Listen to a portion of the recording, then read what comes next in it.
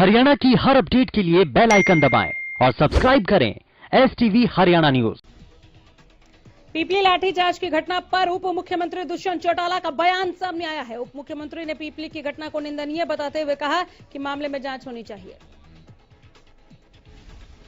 प्रदेश के नाराज किसानों को मनाने के लिए सरकार ने 3 सांसदों पर इसकी जिम्मेदारी सौंपी है। इस कमेटी में हिसार के सांसद ब्रजेंद्र सिंह, भिवानी के सांसद धर्मवीर सिंह और कुरुक्षेत्र से सांसद नायब सैनी। इनेलो प्रदेश कार्य समिति की बैठक में कुरुक्षेत्र पहुंचे इनेलो के प्रधान महासचिव अभय चौटाला ने बीजेपी और कांग्रेस पर तंज कसते हुए कांग्रेस के बीजेपी के साथ मिले होने का आरोप लगाया।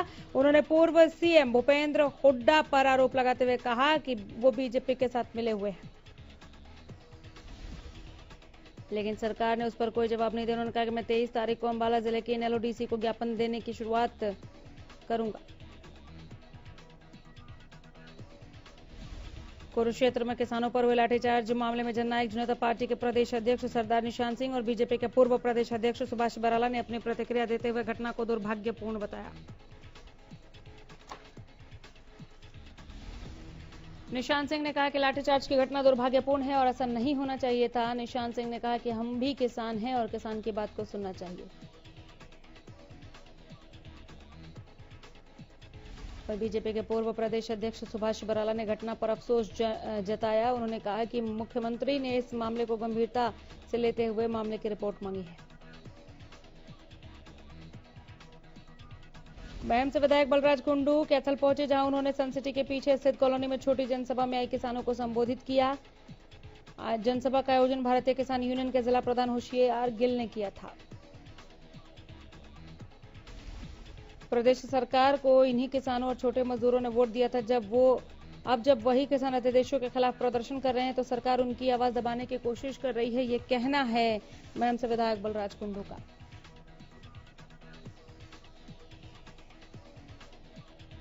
झज्जर में सरकार के खिलाफ आड़तियों का प्रदर्शन जारी है। साथ ही उन्होंने किसानों के साथ पीपली में हुए बर्बरतापूर्वक हमले को कायराना हरकत बता दिया। उकलाना के लितानी गांव में राज्य मंत्री अनूप धानक ने 2 गलियों में छिम्बी धर्मशाला का शिलान्यास किया। इस मौके पर जेजेपी राष्ट्रीय संगठन सचिव राजेंद्र लितानी सहित कार्यकर्ता और पार्टी के पदाधिकारी भी मौजूद रहे।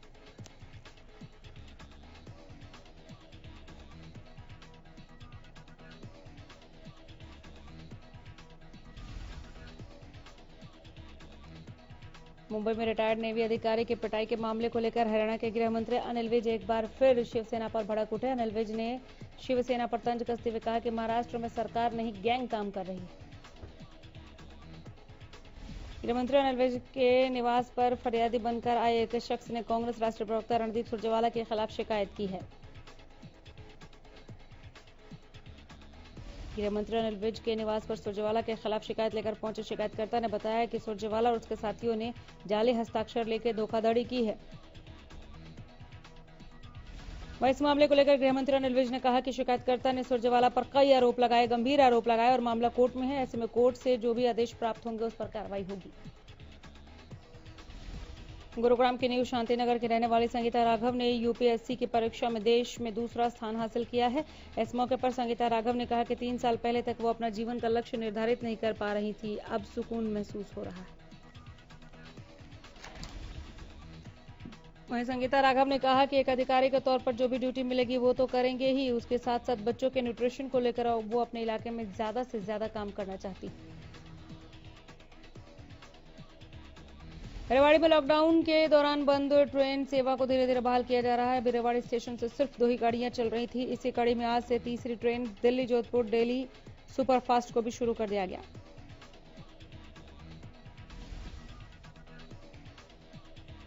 रेवाड़ी से होकर गुजरने वाली इन तीनों ट्रेनों में फिलहाल आरक्षण से ही यात्रा करने की सुविधा है। बगैर टिकट बुक कराए इन ट्रेनों में यात्रा को अभी अनुमति नहीं दी गई है। ये ट्रेनें दिल्ली के अपने सफर के बीच तीनों जगहों पर रुकेंगी।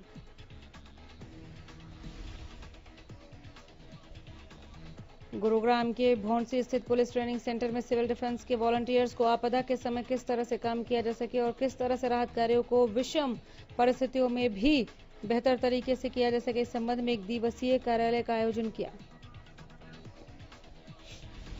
इस कार्यशाला में सिविल डिफेंस के करीब 50 से ज्यादा वॉलंटियर्स ने हिस्सा लिया। एसडीआरएफ के अधिकारियों के द्वारा इस कार्यशाला में वॉलंटियर्स ने बताया कि प्राकृतिक आपदा, बाढ़ या केमिकल विस्फोट के दौरान किस तरह से राहत कार्य करना चाहिए।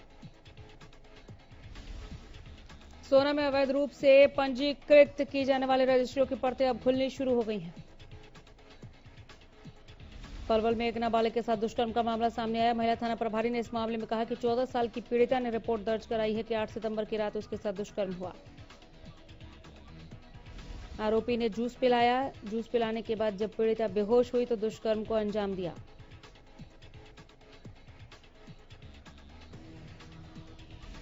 सोनीपत के रामनगर गांव में देर रात 4 लोगों पर चाकू से हमला किया गया। इस दौरान 2 लोगों की मौके पर ही मौत हो गई। 2 लोगों को घायल अवस्था में सामान्य अस्पताल लाया गया।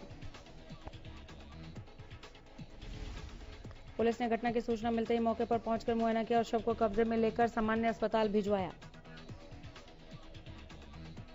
दोंगड़ा आहिर गांव की बेटी की 3 महीने पहले नोएडा के गुरुकुल में संदिग्ध हालत में मौत का मामला अब तूल पकड़ता जा रहा है। दरअसल मामले में रविवार को महापंचायत का आयोजन किया गया था, जिसमें यह फैसला लिया गया कि 28 सितंबर तक अगर सरकार एक्शन नहीं लेती है, दोषियों के खिलाफ कार्रवाई नहीं होती है तो विरोध प्रदर्शन तेज करेंगे। दरअसल मौत के बाद मृतका के परिजनों को डरा धमकाकर अंतिम संस्कार नोएडा करने के लिए मजबूर किया गया था।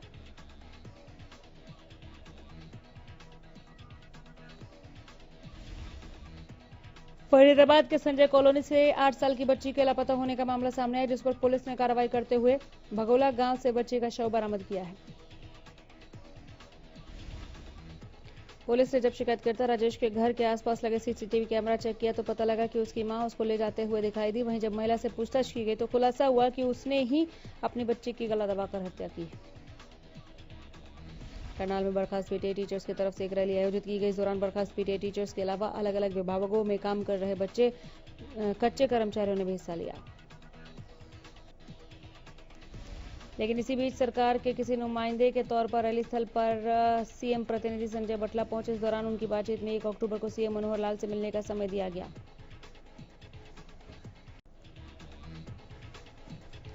मुख्यमंत्री उड़न दस्ते की टीम गुप्त सूचना के आधार पर लगातार शहर में अपनी कार्रवाई कर रही है। शनिवार के शाम को टीम ने रेवाड़ी के आर्य समाज रोड पर एक घी के गोदाम पर छापेमारी की।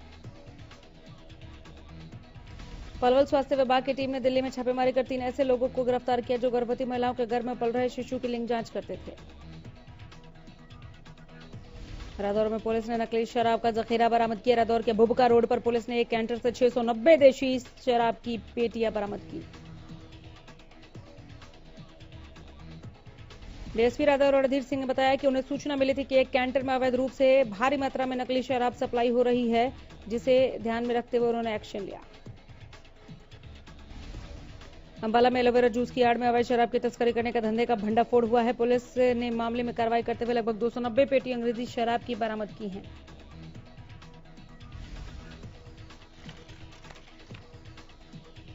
अंबाला के पंजोखड़ा में पुलिस को बड़ी कामयाबी हाथ लगी। पुलिस ने शराब माफिया का भंडाफोड़ किया। दरअसल एलोवेरा जूस की आड़ में शराब तस्करी का धंधा चल रहा था। बताया जा रहा है कि अवैध शराब का ट्रक अंबाला से लोड होकर गुजरात जाना था। पुलिस ने बताया कि ट्रक चालक को भी शराब तस्करी की जानकारी नहीं थी। रेवाड़ी में एक महिला पिछले 3 दिन से अपने पति की तलाश में अधिकारी और पुलिस के चक्कर लगा रही है, लेकिन उसकी कोई सुनने वाला नहीं। महिला ने बताया कि गांव में हुई हवाई फायरिंग के बाद पुलिस ने उसके पति को शक के आधार पर अरेस्ट किया। उसके बाद से उसका कुछ पता नहीं चला।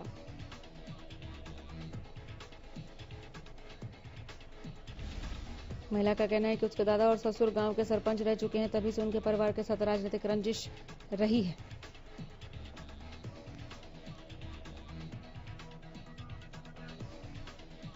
गोहारा के गांव मुंडलाना में एक युवक के अवैध शराब बेचने के शक में पीट कर हत्या कर दी गई। गांव के ही शराब के ठेकेदार और उसके साथियों ने युवक की हत्या की।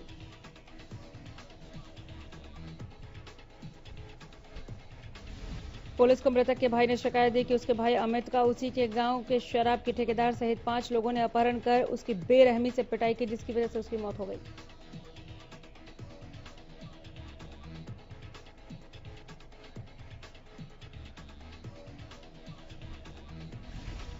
भिवानी में एक कोरोना संक्रमित अस्पताल से फरार हो गया। बता दें कि कोरोना संक्रमित ने पिछले दिनों बैंक में लूटपाट की थी, जिसके बाद पुलिस ने उसे गिरफ्तार कर उसका कोरोना टेस्ट करवाया, जिसमें आरोपी पॉजिटिव पाया गया।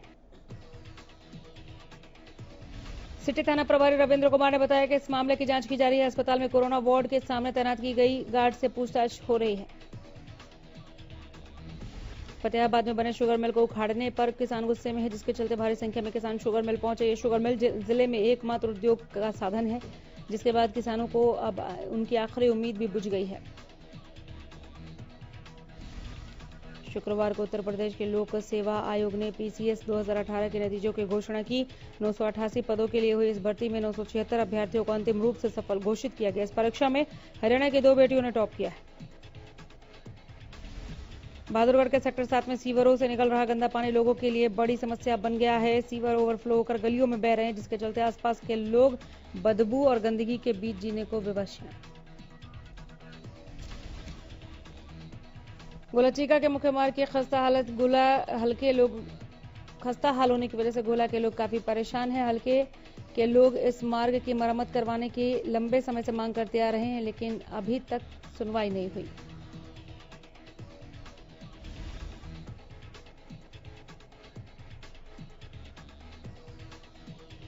नांगल चौधरी की कई सड़कें बदहाली की मार झेलने को मजबूर हैं। सड़कों का तो बुरा हाल है ही, साथ ही आए दिन हादसों को भी न्योता दे रही हैं। धुलेड़ा बाईपास का हाल तो सबसे बुरा है।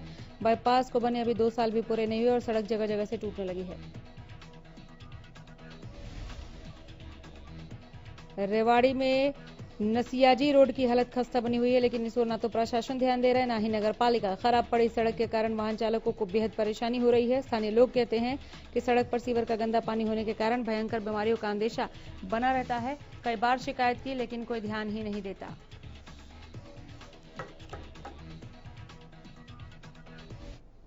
फिलहाल इतना ही। नमस्कार।